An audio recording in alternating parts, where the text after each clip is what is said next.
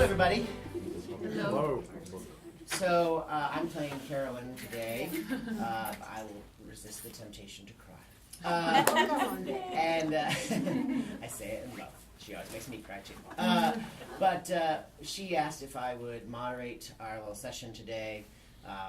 She's at the administrators retreat, which I always love the idea of it. I just imagine the vice presidents, pillow fights and painting each other's toenails. And I'm sure that's not what it is, but I like to imagine it that way. So they're off doing those kinds of things. But really, this is kind of the most, I think that this particular session is served by a casualness to it, right? Because it's very much about our lives and about how we make our lives work in this climate. And so she just sort of hand-picked some people who either did it well or did it poorly and learned a lot from it, and she didn't tell us which we were. So that's exciting. But I jotted down a few thoughts and a few ideas about sort of what are the sort of touchstones that make you successful or not so successful at making the transition to Lee. And I think there are sort of 5. And I think they're almost concentric circles about how at the center of the Lee experience you are or have been as you come here, right? And of course, there's people who know Lee. They went here, or they have a friend who went here, or they're very familiar with this community. And so when they come, it's quite natural that they get the way the community works and some of its particularities. Similar would be those who went to a similar Christian university. It's not far off. This is my experience. I didn't go to Lee, but I went to Taylor University, which is not a very different school from Lee. And I think that was a little bit of why I was able to figure this place out to some degree. The South is another thing that either is your thing or isn't your thing when you get here. It has never been my thing. So that was probably the biggest adjustment for me, was understanding the culture of the region. I was born in upstate New York, and I've lived in Florida and Texas, a little bit all over, but the deep South, this is my first experience here. And then Pentecostalism, of course, is either a thing you bring with you or a thing you don't. In fact, that's what a very wise man told me once about Pentecostalism. He said, I know good folks who do and good folks who don't. And it's been my guiding principle about it ever since. But I did not come from a Pentecostal background. I went to Baptist graduate school, Baylor, and I grew up mostly Baptist and some Presbyterian, but I filled out a job application once where they asked if you've ever spoken in tongues, and I was told that was a deal breaker. If you had, you probably wouldn't be considered here. So just to make sure that they knew I wanted the job, I actually sealed the envelope with a damp sponge. I didn't even use my tongue for that. So that was, I didn't have any exposure to Pentecostalism, so that was new here, right? And then, of course, the world of academia, right? Some people come to us from professional realms and have more of a commensurate experience kind of background when they come to us.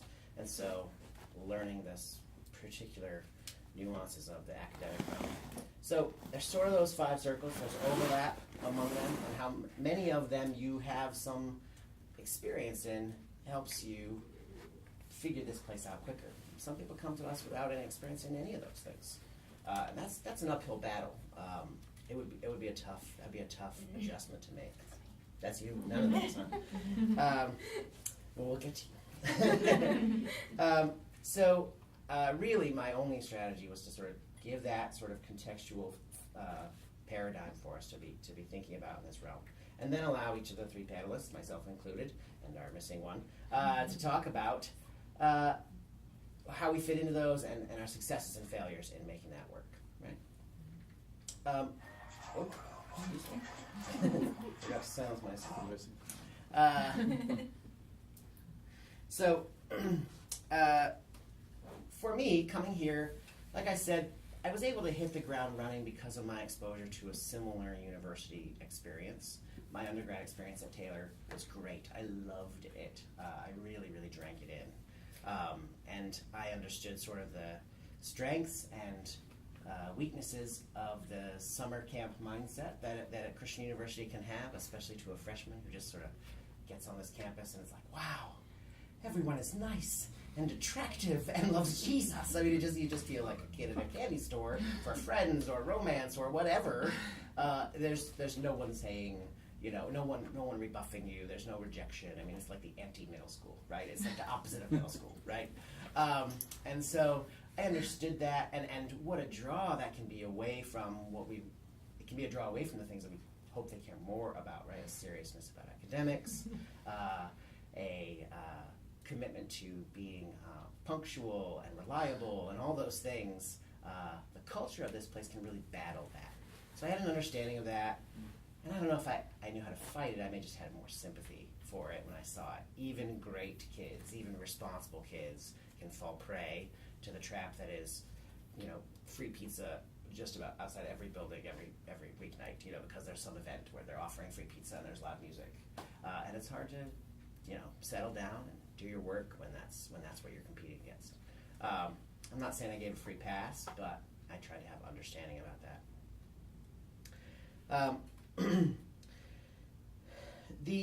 As far as the denominational connection of Lee, for me, I really have been, I think I'm still surprised by how Lee is both very Pentecostal and yet totally a safe place for someone who's very not. And I'm past the honeymoon phase. I mean, I've been here 7 years. And so if I was going to get annoyed by it, I would have by now. And there are certainly things I see that I go, or I disagree with, or I have differences of opinion. But for the most part, I have found that that your denomination is generally going to be welcomed here, and that there's not going to be an expectation that you speak in tongues or get slain in the Spirit. And the truth is, we don't even see very much of that on a day-to-day basis at Lee. Certain chapels have it. It sort of gets thickest during convocation, right? That's sort of when we get the most Pentecostal around here. But even then, I find that there's an understanding that some people are coming from that background and some aren't. If you're finding, and I've been trying for the last few days, I've been seeing this session coming down the road. They think about how to leverage my story into advice. I'm going to trust that, for the most part, you're smart enough to do that, or that maybe the Holy Spirit will transform it for me. Because saying that it's never been a problem for me isn't necessarily helpful for you if it's been a problem for you. But just know that there are others like you, right? If you find yourself in a situation where you're like, man, I don't get this Pentecostal thing, there are a lot of others who don't, and they would be glad to talk to you and help you figure out how to find your place here, how to be all the way you, in a way that isn't contrary to what Lee is and what it stands for. Right? And then, of course, the academia thing, right? How familiar you are with the academic world. And I was just a little bit. I mean, I was pretty quick out of grad school, and you sort of get a diluted version of it there. It's sort of, I think grad school is sort of you get the best of academia in dense, concentrated amounts, and less of the political rigmarole at grad school, and then it dilutes once you actually get a job in academia. But we're pretty fortunate here that the political side of that, the horror stories I hear from other universities, people where they work, it's not nearly that kind of atmosphere, right? There is a collegiality here and a desire to be a family that I think pervades policy even here at the university. It pervades pay scale, truthfully. And they're putting their money where their mouth is on the idea that we want to be one university. Even though there are colleges and there are different areas, we want to be one family. And it's easy to give that lip service. It's easy to pretend that that's the truth or want it and say it a lot in your big meetings, but it has some legs here. And then as far as being in the South, for me, yeah, it's pretty warm here. As far as being in the South, that was a challenge for me. That might be, like I said, the most difficult challenge. especially as an artist in this area, you know, Cleveland is not an arts mecca. If you had hopes, I'm sorry to smash them for you. Yeah, sorry guys. Aside from Bengal Hall at 7:30 tonight, there's not a lot of amazing art going on, and the Dixon Center in a couple weeks. So that's a challenge for me. I find myself struggling to convince people that a play or an art gallery might be as valuable as a wrestling match, you know, in this town. I started at a small community theater here, and it was an uphill battle, right, just to get a little funding and to do anything other than arsenic and old lace over and over again.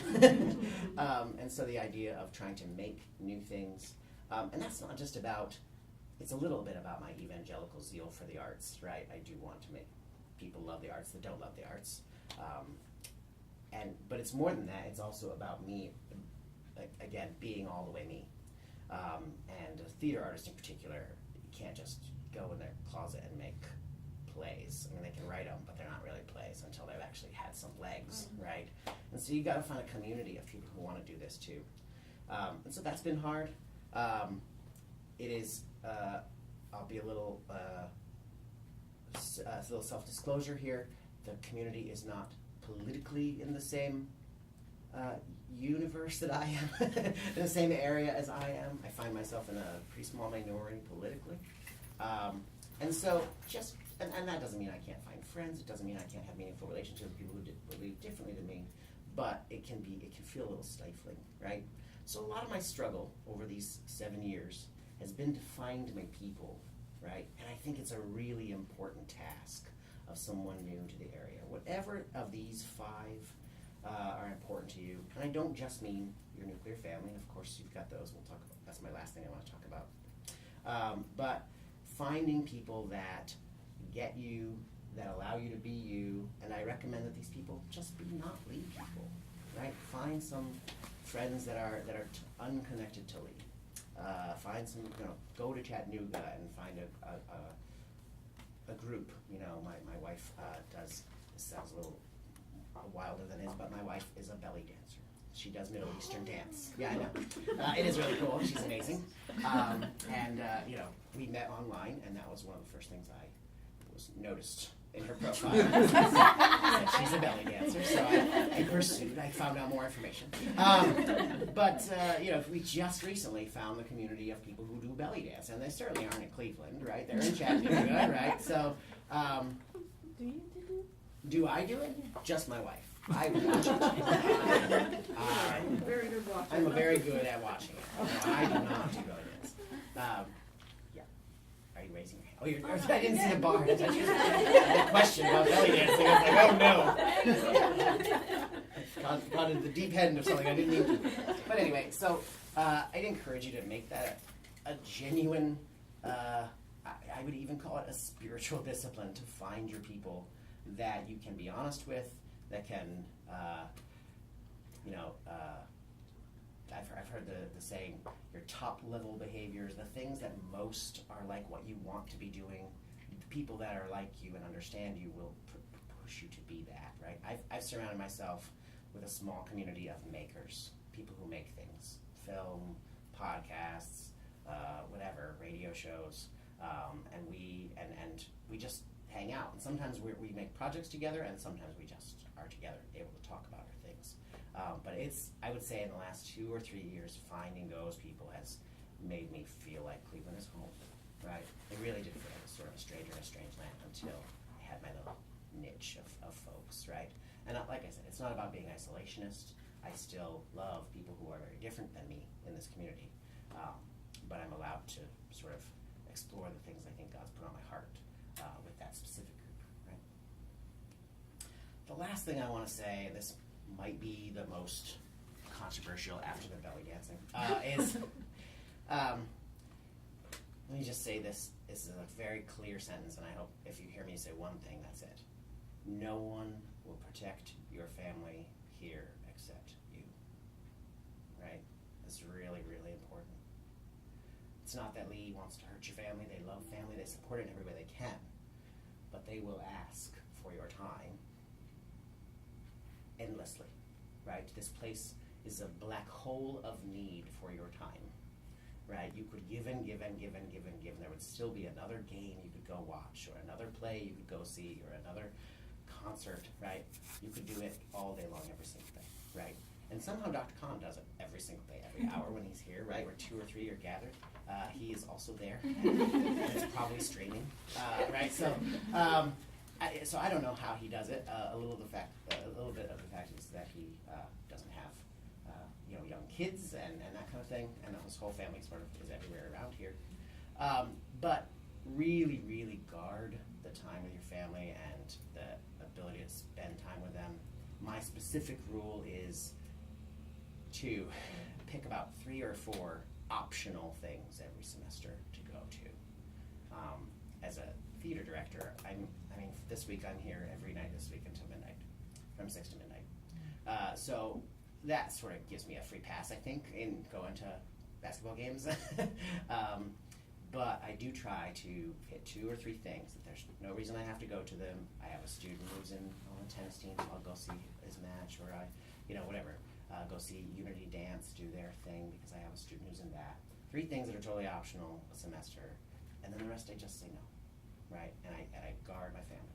And the nice thing is, the family is a magic word around here. It matters, and so it's okay to say, sorry, I gotta spend time with my family.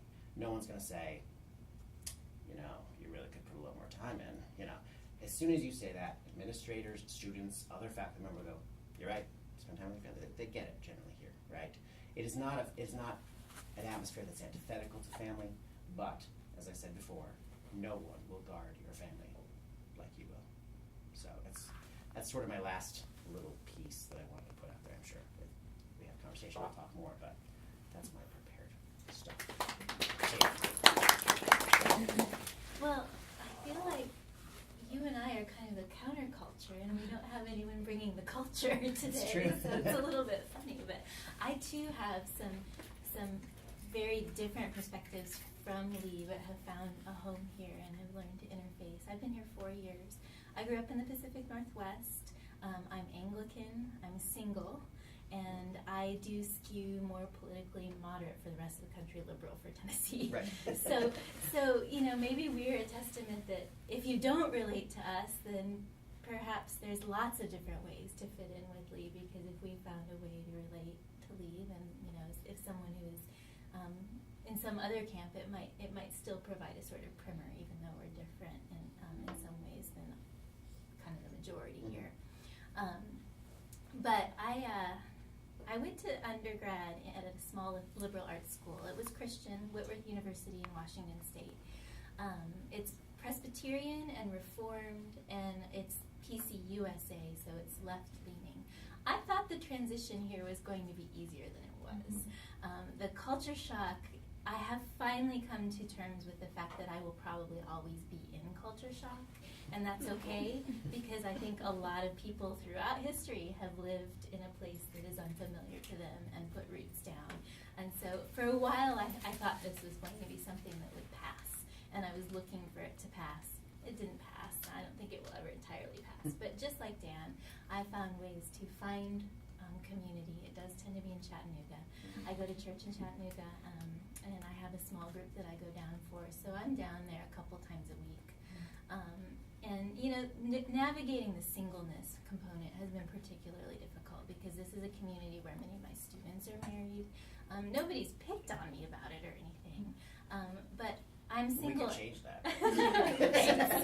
I'm single, but would like to not be, and would like to have a family, and I'm getting older and feel that pull to be on campus all the time, and I do try to be here as much as I can. I'm on campus a couple nights a week, but I come from Olympia, Washington via Chapel Hill, North Carolina, which are 2 kind of arts towns. They do lean left, but a lot of what I liked about that was not the politics so much as just the fact that there were opportunities that fit the things I was interested in. And so Chattanooga feels much more home-like to me than Cleveland does. And so I got here, and for a while I just was in this kind of honeymoon period. I'm so excited to come to Lee, just so excited.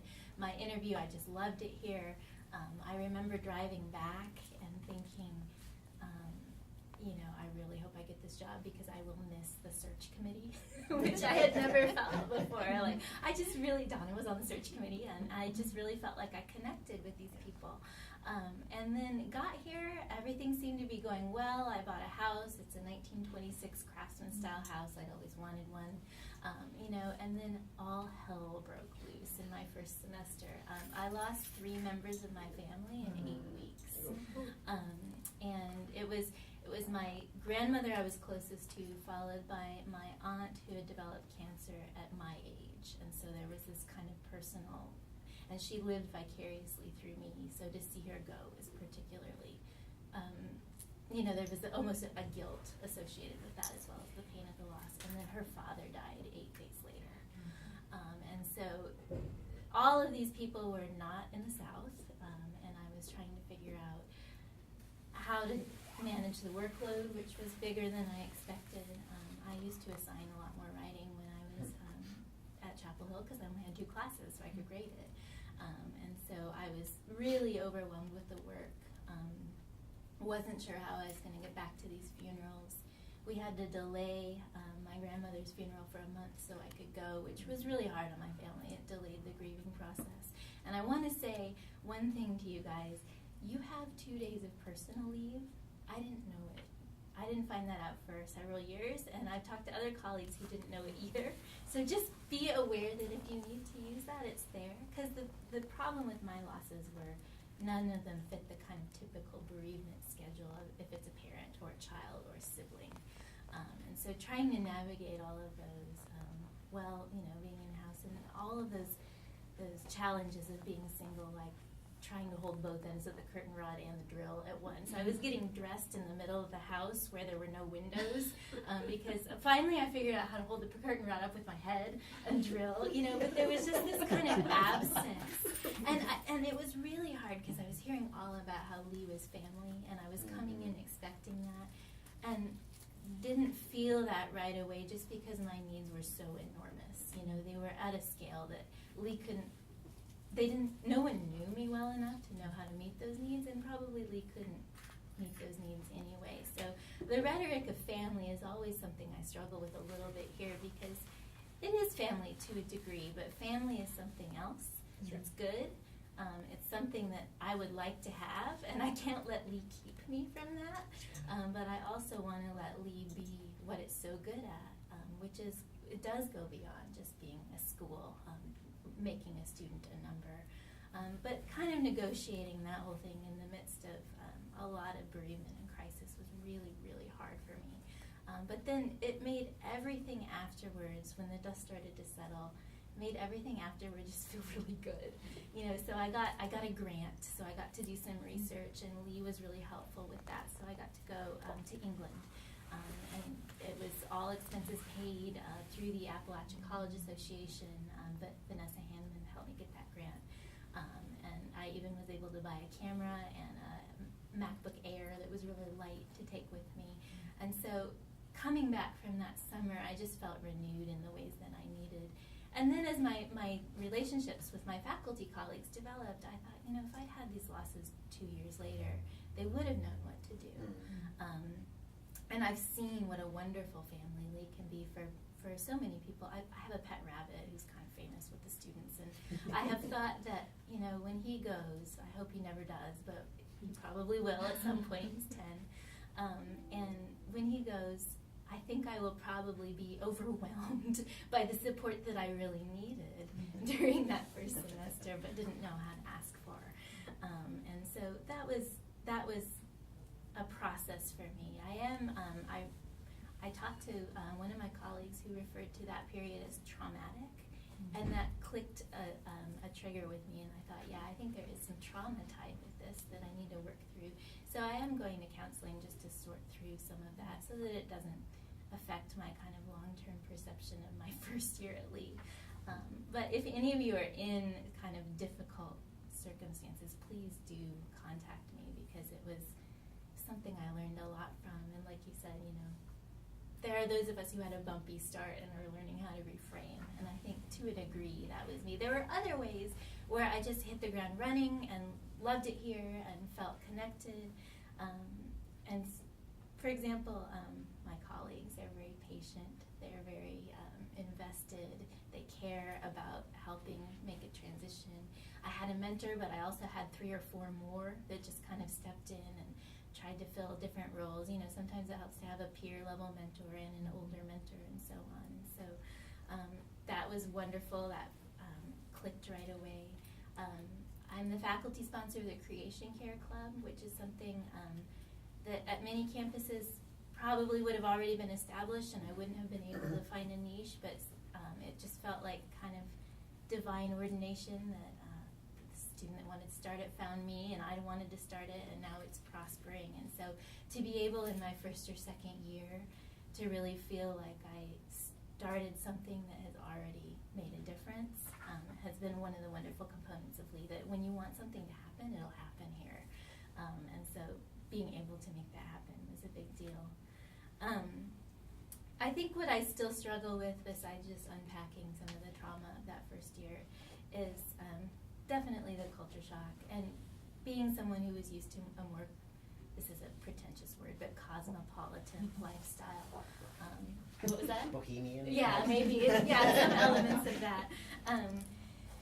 So, the drive to Chattanooga is long, but but I listen to my books that I'm teaching sometimes, so that helps. And then sometimes I do wish that we would value the rhetoric of a school. We put so much emphasis on family, but there's a great and noble tradition to being a school. And so that's something that, you were talking about all of the tugs in different directions and the kids who have multiple pizza options every night. Yeah. And I think, sometimes I just think, let's sell them on academics, because academics is great. And so that's something that that I've been working on, and I think it's something that's possible at Lee, but it's something that is kind of a lingering challenge for me. I'm very introverted, and I really like learning. So the kind of social culture, the celebrity culture, celebrity, like the kind of charismatic person on stage kind of thing is not my faith tradition, and it's not my geographic tradition. My family were from Lapland, and we only emigrated in the late 19th century, so that kind of Nordic tradition that's very reserved is still very much a part of the way my family relates. So the kind of charisma at Lee can feel really foreign to me, but it seems to really work for our students, so it's not something I want to challenge. It's just something I'd like to provide an alternate narrative for, especially within academic work.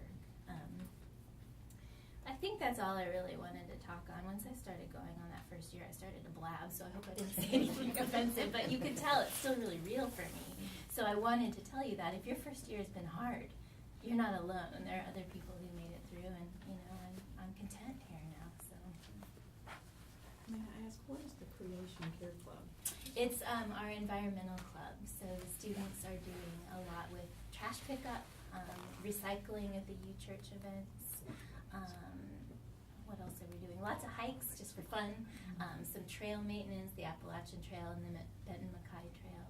So it's students who are interested in the outdoors or the environment. One of the things that Katie mentioned toward the end was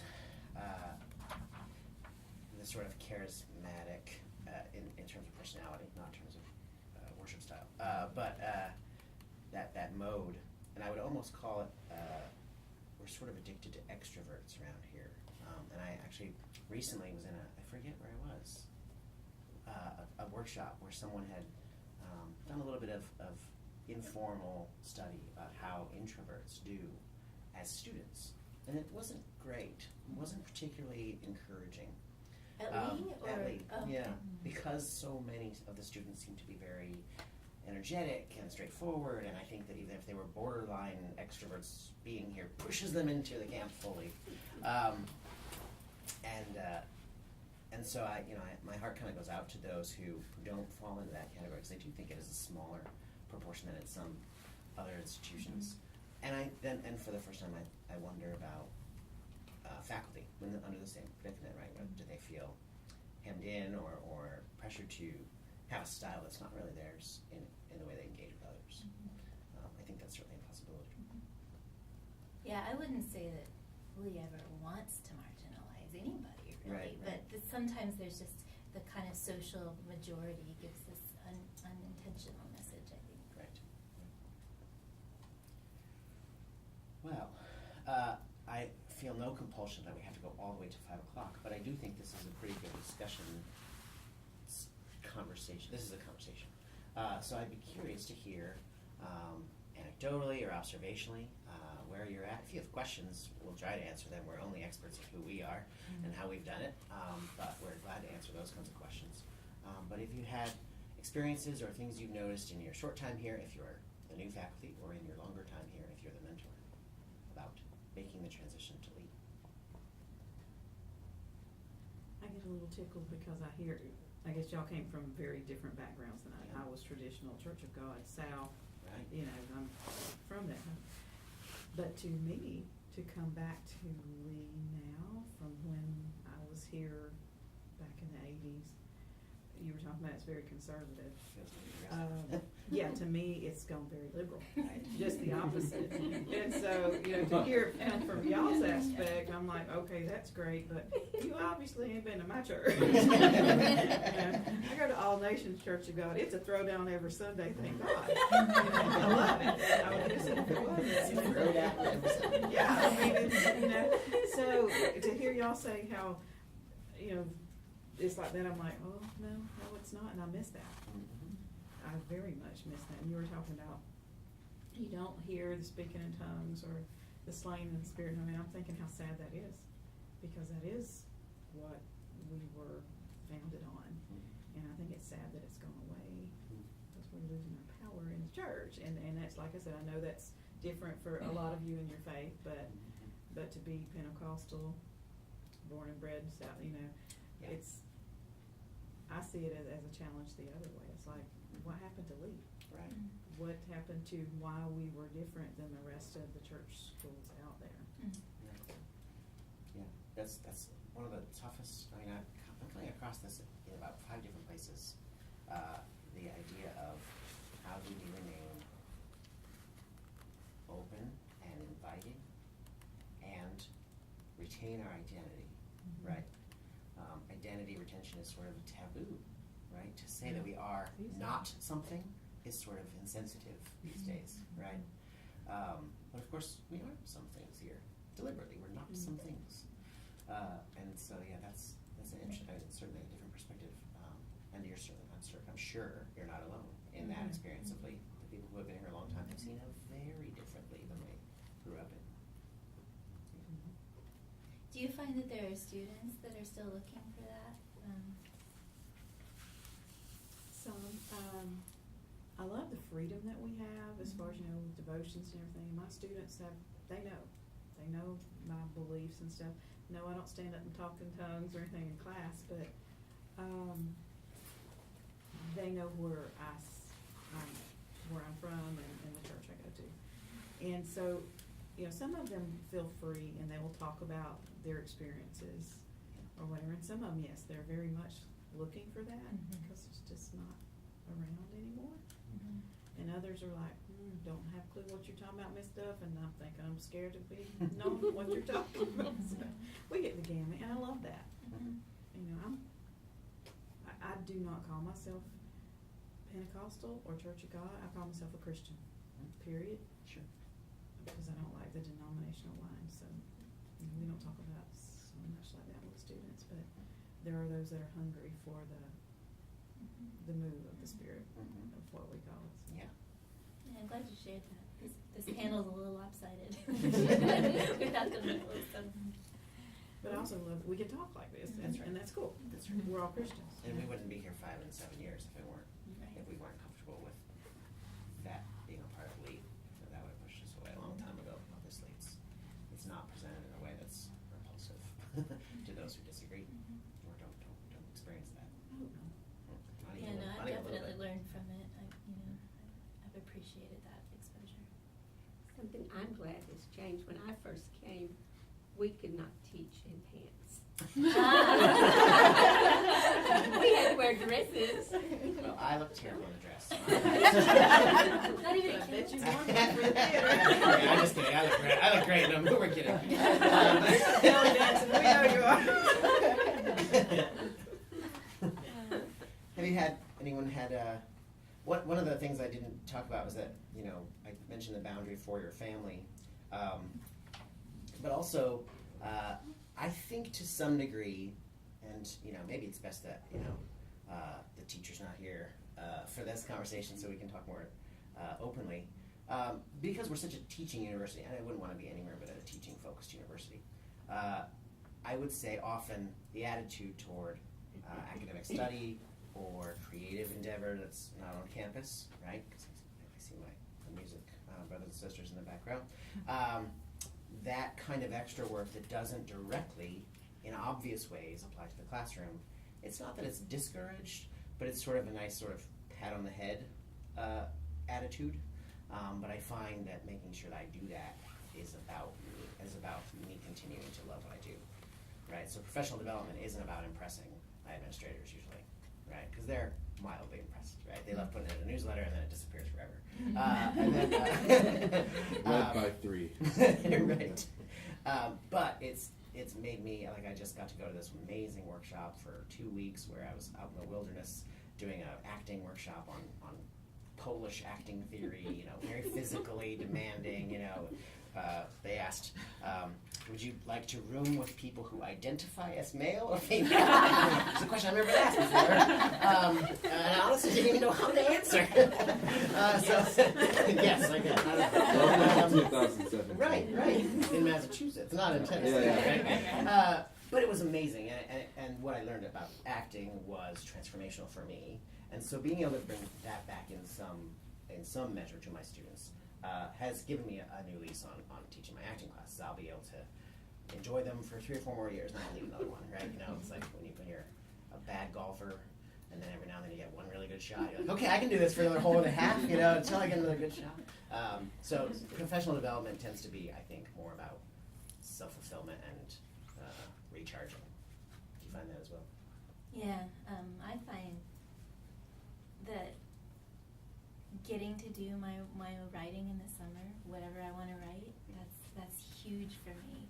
And that actually wouldn't be the case if I was teaching it in R1. I'm teaching, or I'm writing popular nonfiction, and that would be career suicide if I wanted to do research. But I'm actually converting my dissertation into something that's more populist in its focus, and so that kind of niche opening up helped me to see, okay, Lee actually makes a lot of things possible, and there's a lot of paths to success here. Yeah. And I found kind of a weird one, but it's not outside of Lee's support network. Yeah, right. And then the other kind of boundary that I have written here is student access, right? How much do you allow students to have access to you? And I remember that when I first got here, a student, I forget, I think they texted me something, and one of my counterparts was like, oh, that's so inappropriate. They should be sending emails. And I was like, they both come on my phone instantly. It's just the color that comes, like, it's a green bubble versus a white. Like, what's the difference? And I'm sure that's the students' thought too. Is like, I just got a message to them. They weren't expecting immediate response to my text message. So it's tough to figure out what those as the associations we have with these different ways of communicating are all blending and blurring. You have to kind of decide on your own. And for me, it's not even a stated one. It's just I'm not working right now. I don't feel like talking right now. I don't feel like answering that right now. But I have bought into, you mentioned earlier how you would love for us to focus on, or for it to be an environment where this being a school is exhilarating, right? And I think that they're not going to come to us that way. They don't, right? We'd have to be a different institution for them to come to us that way. But I think that one of the most effective pedagogies I have for lighting the fire under someone's academic rigor is just letting them witness mine, right? And so when they have a look behind the lecture, the fact that I went to go see a play on the weekend because that's really what I love to do, or the fact that, you know, a friend of mine comes into town and he's a professional actor and we just go and talk about, you know, this stuff, and we have deep conversations about what it means to be an artist and a Christian. The fact that that's what I do for funsies, right? That is what makes them go, oh, this is more than just a class, right? So I hate to just, it's easy, you know, the curve for me was all access all the time. I want to be the cool professor, everybody's friend, blah, blah, blah, right? That was year 1 or 2. And then I kind of really pulled back, and it was sort of at arm's length and keep everybody out. You know, I need to protect my family, need to have my own time. And now I'm trying to find that balance where, you know, they get those looks behind the professor mask, and they see that it's not just a mask, but I really do this, and I really love it. And that makes them want to have something they love that much too. So student access is pedagogy. That's what I'm saying. Any other comments or questions or thoughts? Thanks so much for being here, guys. Thank you. Thank you. Great.